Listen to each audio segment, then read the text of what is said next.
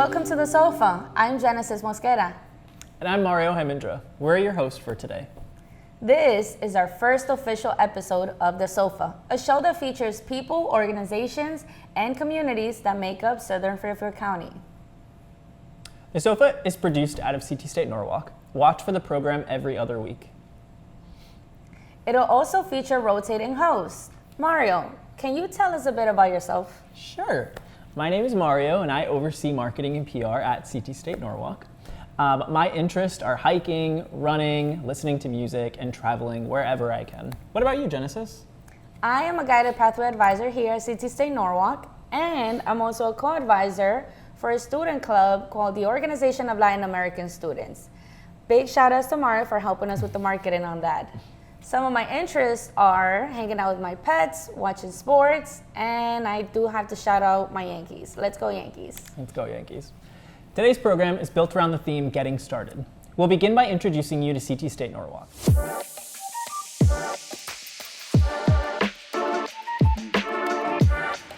What's good, SoFa Show? Today we are here at CT State-Norwalk, also known as Norwalk Community College. Now that we merged into 12 community colleges as one system, it's called CT State-Norwalk. Welcome to Main Street. To be honest with you guys, I didn't even know it was called Main Street. We have the One-Stop Enrollment Center. The financial aid office is located on your right side and on my left side. Right behind me, over there is the business office. What's good, business office? How you doing today? We are here at the Culinary Arts Kitchen. Right behind me is our theater. We have a music and theater program. This is also known as the Health Wing. We offer film and television production. Welcome to our ESL division.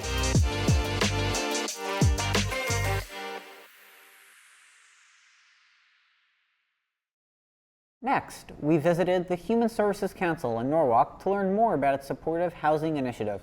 I love feeling comfortable where I live. It feels good. It feels really good. We have a lot of success stories. We help our residents regain self-confidence, independence, and just really treat them as extended family. I'm Anthony DeLauro. I'm the Executive Director here at the Human Service Council. One of its programs is the housing program, which includes Ludlow and 40 South Main Street. 40 South Main Street has 44 units for people who are all formerly homeless. Here at Ludlow, it's for low-income seniors. Right now, we are inside the unit of one of our residents at Ludlow. This is our one-bedroom unit, and we're sitting in her living room. She was gracious enough to allow us to record here. We do host events for our residents at both locations. We try to celebrate as many holidays as possible and create a family-style environment for our residents. Everybody's been nice. Everybody's been really nice, making me feel welcome, making me feel like I belong here. That's a lot to say, but like I belong here. Connecticut has over 3,000 people who are homeless. There's really not a place that has a unique program like ours. There's a culture, there's a work development where people are getting jobs. I would want people to know that when you come to Ludlow Commons and when you come to 40 South Main Street, you will be surrounded by the most loving, caring people that will help you with anything. Every day you get to see somebody who was living on the street in a bus stop and then goes to 40 South Main Street and now has a job and is moving. You get to see people who were very unhappy with their living when they were elderly and now are here and having bingo night. I wouldn't want to see my parents or my family without a place to live, so I try to treat the person as if it were my family member.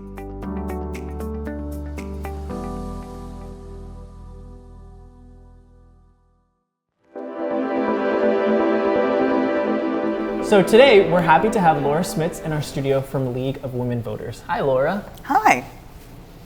Can you tell us a little bit about what the League does? Sure. The League is an organization that's over 100 years old. We're a nonpartisan political organization. We don't support candidates per se, but we do support issues. And our issues and our positions have been gained by years of research from members of both parties. studying an issue and about like looking at the economical things of, say, gun safety or reproductive rights, and the economical points of that, the cultural points, all sides. We come to a position, and then we put that position forward so folks know where we stand on an issue and that it's been studied. So we educate, we advocate, and we obviously get out and make sure people register and turn out to vote. That's amazing. Can you tell us a little bit about what the process looks like in terms of how do you decide which topics you start focusing on? We basically look at the ones that most people think about. We look at the political landscape and say, okay, obviously in Connecticut, for example, people are very concerned about affordable housing. Mm-hmm. We have very high cost of living here, and that impacts people. So we don't necessarily have a housing position per se, but a lot of our other positions, such as just the general health of the economy, would influence housing. So we basically say, okay, this is something, climate change, for example. Mm-hmm. People are concerned about climate change, so we look at that. Our position is about water safety, it's about our food safety. All of these things have to do with the climate, so that's how we kind of decide what the issues are and what people are talking about. The economy, same kind of thing. Great. Awesome. Can you talk about your role specifically in the organization and how you sort of came to be in that role? Sure. I was actually a former registrar of voters in the town of Weston, which is right near here, a very small town. And I got involved in the league because it was one of those things where it wasn't political. Mm-hmm. It was basically about helping people realize the importance of democracy and our part in it. And we are very much in the league.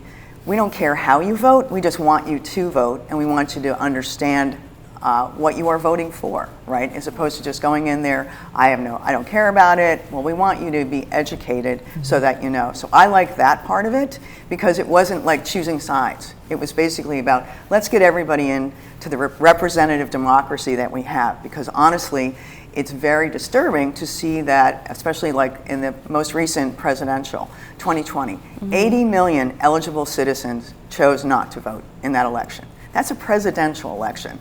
So that's a little distressing to hear, but most people don't realize too that the local elections are actually more important in your daily life than say the federal. I mean, it's important, but it doesn't strike you as personally as say local elections down ballot, which are way more important. And those local races turnout's just horrible. It's like 30% if we're lucky. Mm-hmm. So that's my goal, is to get everybody into the representative democracy so it really represents what our country really looks like and not what the people that just show up have decided for us who is going to represent them. So that's what I like, that part of it, driving people to get involved, because I think once you're involved and once you vote, you're automatically kind of paying attention whether you realize it or not. So engaging yourself in the community and engaging yourself in our democracy is incredibly important to me.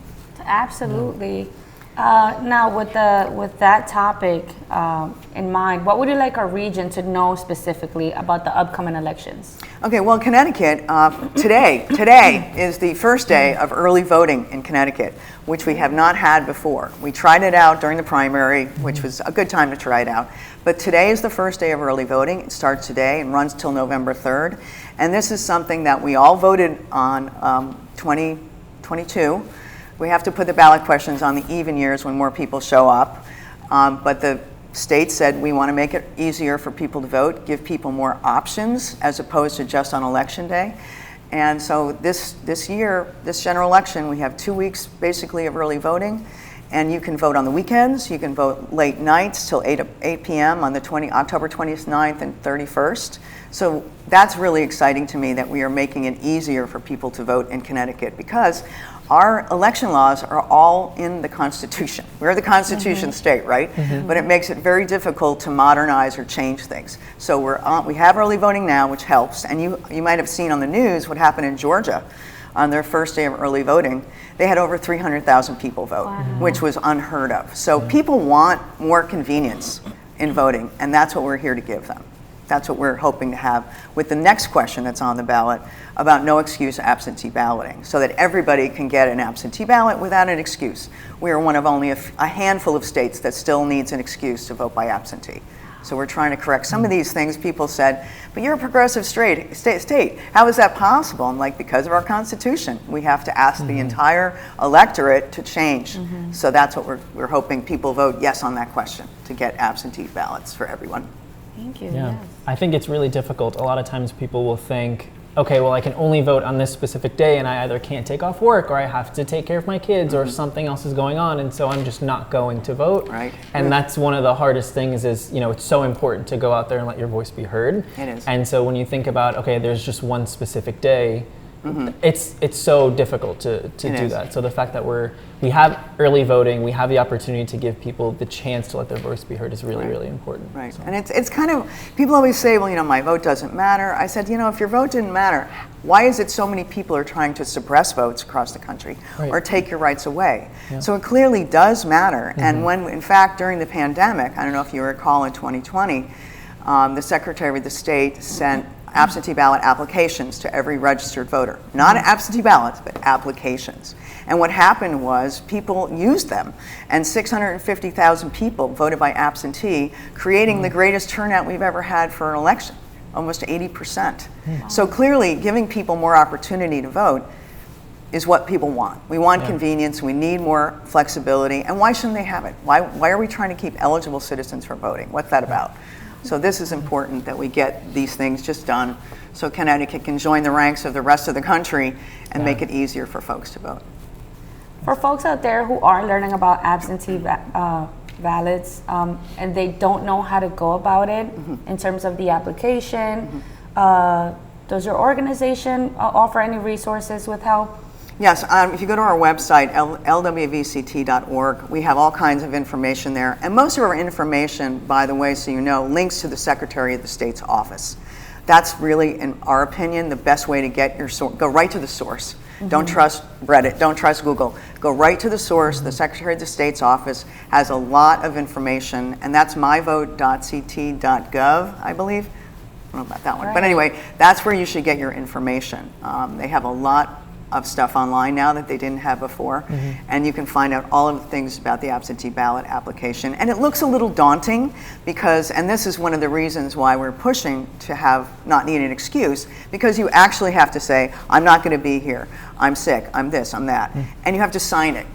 So if you're not those things, you just need it for convenience, you're technically lying. And apparently people in Connecticut are honest people and don't want to lie. So we need to make it so that you don't have to worry about that. Of course. And they basically, the application itself is one of the checks and balances in our system. A lot of folks talk about, voter fraud, which is not the case. But that application is the way we make sure you are an active voter. When you fill out that application, the town clerk checks your name against the master active voter list to make sure you are who you say you are and that you are an active voter. And that's how we check out to make sure that you can get an absentee ballot. And you can actually walk into your town clerk's office now and fill out an application and vote right there. You can do both at the same time. And it takes maybe 10 minutes depending on where you live and how you get there. But it's not that, it seems daunting because there is an application, but it's an important check and balance in the system to make sure it's secure. Thank you so much for sharing that. Great. Well, thank you so much for joining us at the SoFa. We look forward to seeing everyone in 2 weeks for our next episode.